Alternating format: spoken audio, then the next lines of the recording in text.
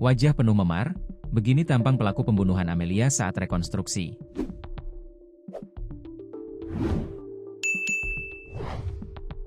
Tiga pelaku pembunuhan yang menggegerkan publik akhirnya menampakkan diri dalam proses rekonstruksi kasus yang digelar oleh Polda Metro Jaya. Ketiganya sebelumnya datang dengan wajah tertutup masker putih dan penutup kepala. Salah satu pelaku yang diketahui masih di bawah umur tetap menggunakan penutup wajah hitam selama proses berlangsung. Dua pelaku yang wajahnya dibuka adalah Rafli Ramana Putra, 19, dan Ibra Firdaus, 21.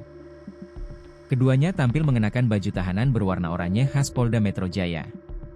Sementara pelaku berinisial A, 17, yang masih berstatus anak berhadapan dengan hukum, ABH, tetap menutup wajahnya dengan penutup kepala hitam yang menutupi seluruh area wajah. Tampang Rafli menarik perhatian. Di bagian bawah kedua matanya terlihat memar dan luka, serta pada bagian bola matanya terdapat warna merah yang diduga akibat pecahnya pembuluh darah. Tangannya diikat menggunakan kabel tis berwarna merah. Ia mengenakan celana pendek coklat yang terlihat memiliki bercak merah, yang hingga kini belum dipastikan jenis nodanya. Sementara itu, Ibra Firdaus terlihat dengan luka ringan di bagian hidung. Ia pun mengenakan pakaian tahanan yang sama, tanpa ada penutup wajah saat proses rekonstruksi berlangsung. Sebelumnya diberitakan, seorang perempuan muda bernama Amelia Putri Sari Devi, 22, sempat dilaporkan hilang sejak awal Juli 2025 dan ditemukan dalam kondisi tidak bernyawa.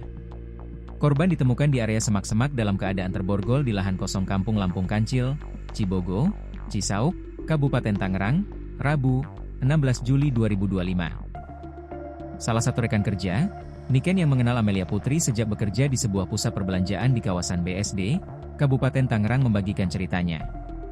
Niken mengatakan sebelumnya berpamitan kepada keluarganya pada 7 Juli 2025, korban beralasan hendak pergi ke kawasan Ancol, Jakarta Utara. Namun sejak hari itu, korban tak bisa lagi dihubungi dan dinyatakan hilang. Setahu saya diinfoin tengah malam.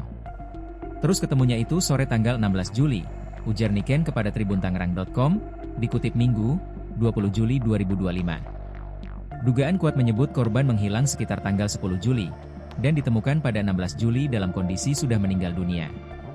Lokasi penemuan berada di kawasan semak-semak, dan korban ditemukan dalam keadaan tangan terborgol. Ketemu dalam keadaan di semak-semak, di borgol. Tapi belum tahu kondisi lebih detail karena hasil otopsi saya gak tahu, tambahnya. Jenazah korban telah dimakamkan pada sore hari, tanggal 16 Juli, setelah ditemukan. Niken menyebutkan bahwa semasa hidup, korban kerap mengeluhkan perilaku mantan pacarnya yang dianggap toksik dan kerap memanfaatkan secara finansial.